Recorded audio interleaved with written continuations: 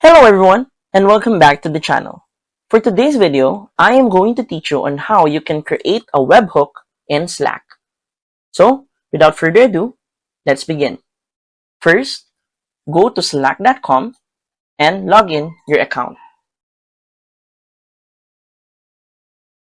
From here, you can log in on an existing account, or if you don't have one, you can sign in with either Google or Apple. Once you're done making an account and you're in the dashboard, on another tab, you're going to search for api.slack.com/apps. And then click on Create an App. Then you're given two options. Choose from scratch. And then you can put in your app name. And you can pick a workspace to develop your app in. Then click on Create App. On the next window, we're going to go to the left panel and click on Incoming Webhooks.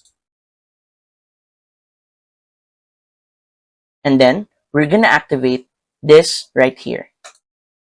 After that, we're going to scroll down and add a new webhook.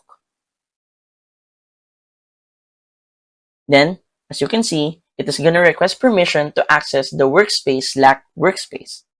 So, we're going to choose a channel. And this is the existing channel on your workspace in Slack. So I'm going to click on social and then click on allow.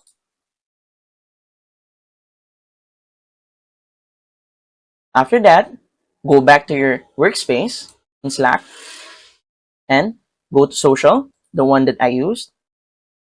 And as you can see, it is already integrated to this channel. And that's it.